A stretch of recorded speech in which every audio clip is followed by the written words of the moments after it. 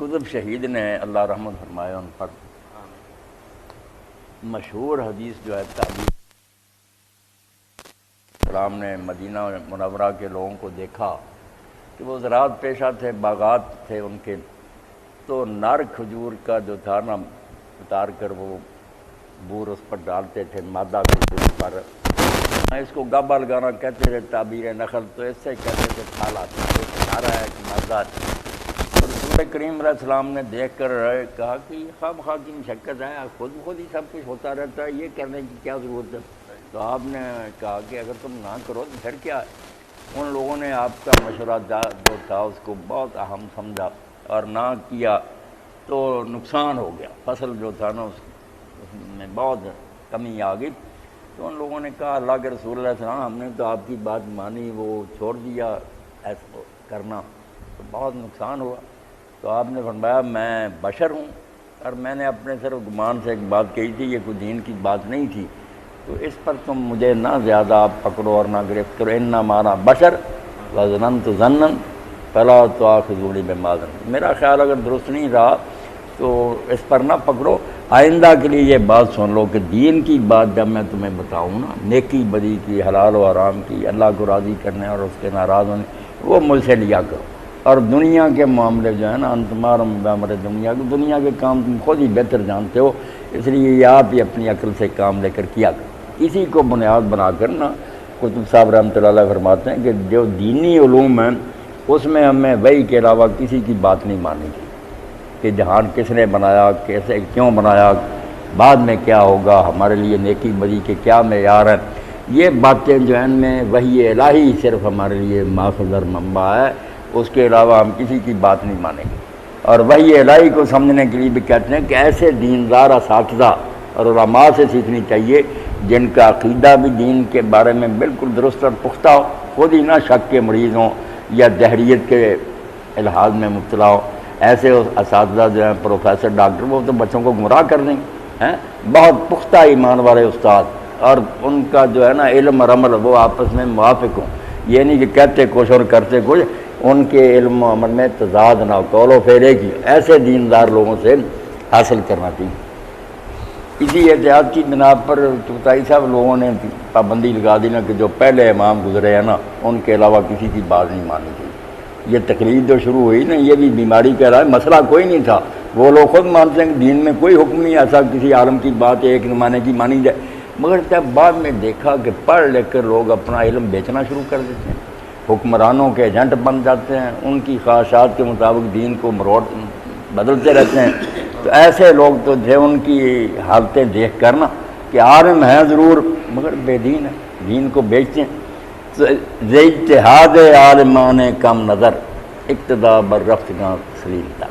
اقبال بھی مجبور ہو گیا اتنا دانشور ہوتے ہوئے کہ یہ جو کم نظر ہے نا بعد میں پیدا ہوتے ہیں، ان سے جو پہلے لوگ گزرے ہیں ان کی پیروی جو ہے وہ سلامتی کی راہ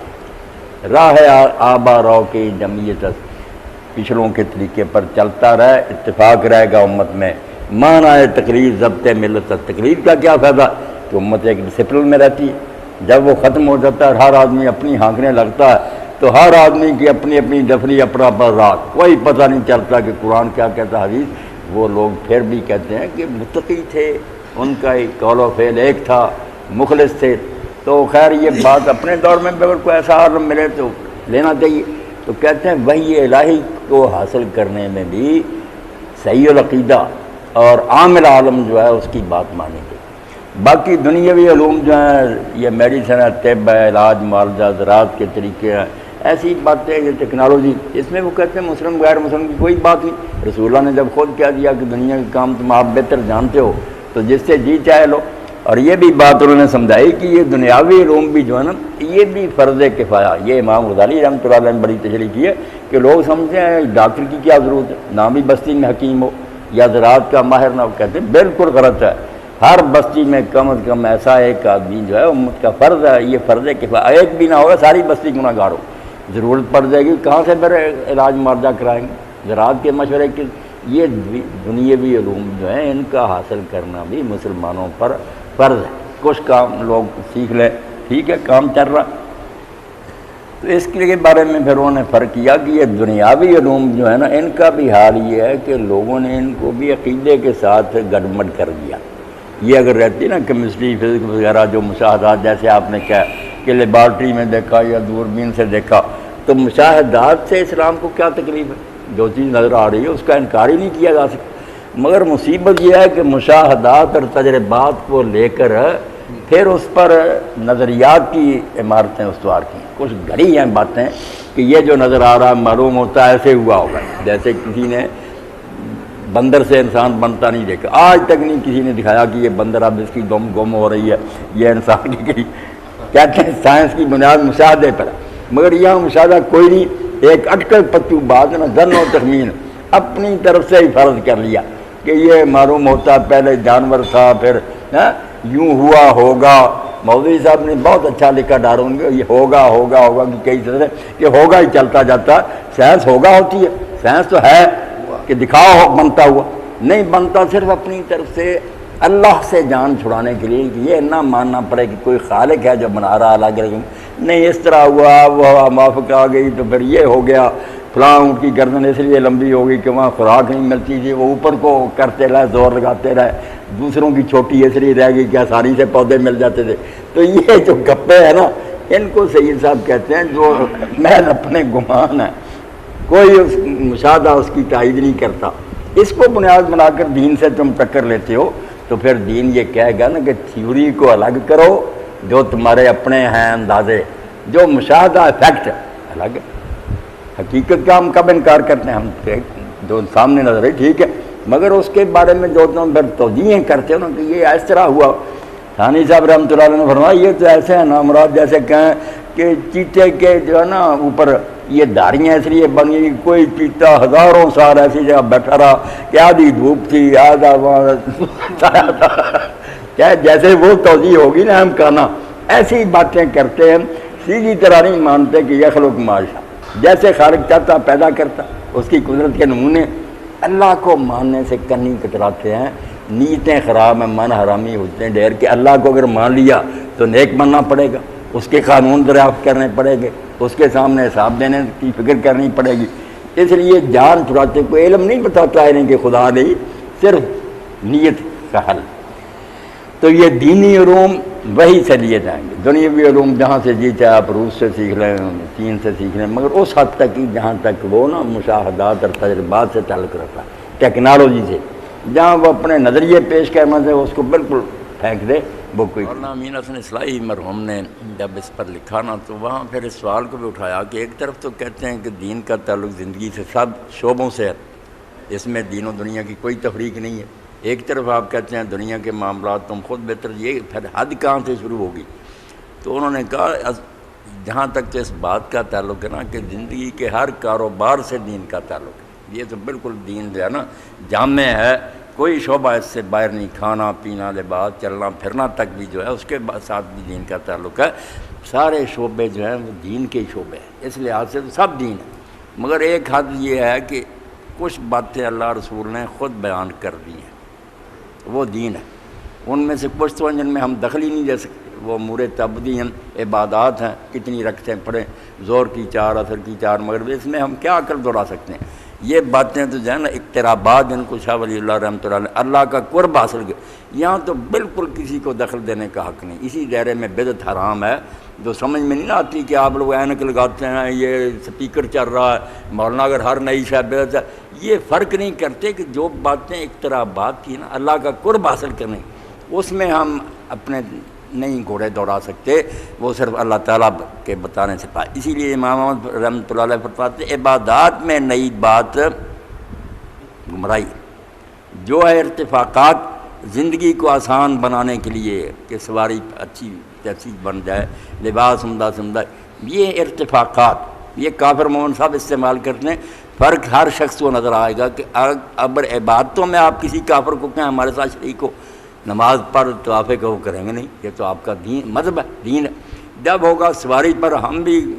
جہاد پر سوار ہوں گے، سکھ بھی سوار ہوگا، وہاں کسی کو ثواب و عذاب نہیں سوچتا، وہ زندگی کو آسان بنانے کے لیے چیزیں ارتفاقات، 2 لفظ اقترابات ارتفاقات، یا معاملات کیا لیں، ان میں کھلی چھٹی ہے کہ انسان جو چیز صرف کچھ حدود ہیں، باؤنڈری لائنز ہیں ان کے اندر، جیسے حکیم صاحب نے فرما دی نا کہ بس رزق حلال کے لیے پابندی، سود نہ ہو، جوا نہ ہو، کسی دوسرے کو دھوکہ نہ دیا جائے، نقصان نہ پہنچائے، ان باتوں کا خیال رکھ کے جتنے جی چاہے طریقے کاروبار کے نئے نکالتے جائیں وہ سب مباح ہوں گے۔ وہ حدود جو ہے نا وہ دین ہے، ان کے اندر رہنا ہے۔ اس دائرے میں صرف یہ ہے کہ وہ حدود اربعہ جو ہے نا وہ دین ہے، اس کے اندر کھانا ہے، اس کے بارے میں بتا دیا گیا کہ یہ چیزیں حرام ہیں۔ اب اس کے پکانے کے طریقے، پلاؤ ہو، زردہ ہو، کھیر ہو، پھرنی ہو، کوئی دخل نہیں دیا۔ یہ دنیا ہے، یہ سمجھ لیں کہ ہر شعبے کے بارے میں دین نے ہدایتیں دی ہیں، وہ سارے شعبے دین کے ہی، اس لحاظ سے تو دین ہی دین ہے، مگر دو الگ الگ ہیں۔ تعبدی امور جو عبادات، ان میں دخل نہیں عقل انسانی کا۔ جو معاملات ہیں ان میں ہم اپنی عقل کو استعمال کر سکتے ہیں، مگر ان حدود کے اندر جو اللہ رسول نے مقرر کر دی۔ لباس کے بارے میں بتا دیا، مرد کے لیے ریشم نہیں ٹھیک، سونا نہیں پہننا چاہیے،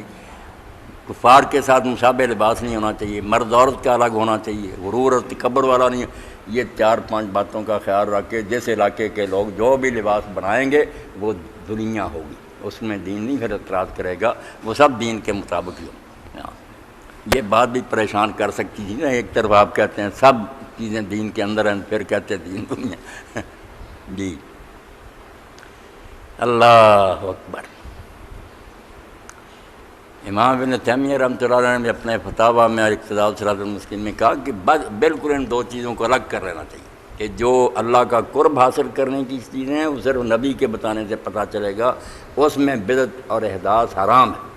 جو معاملات اور کاروبار ہیں یہ اپنے تجربوں سے ہم سیکھتے جاتے ہیں، ان میں دین رکاوٹ نہیں ڈالتا، یہ سب مباح ہے سوائے ان چیزوں کے جو حرام کر دی۔ یہاں دیکھا جائے گا کہ حرام تو نہیں، وہاں دیکھا جائے گا کہ اجازت ہے۔ یہ دو چیزیں جو الگ علماء کہتے ہیں دکھاؤ منع، دین میں باتوں کے لیے منع کی ضرورت نہیں، وہاں من احدث فی امرنا ھذا ما لیس منہ فرد، ایک ہی بار منع کر دیا کہ اس میں نئی شے جو نکالے گا وہ رد ہے۔ ایک ایک کا کیا بتائیں، ختم کہاں منع، پھر ہر چیز روک دی۔ اور جو ہے یہ دنیا کے انت معلوم بامر دنیا، یہ دنیا کے کام تم بہتر، دونوں چیزوں کو آپ نے الگ کر دیا۔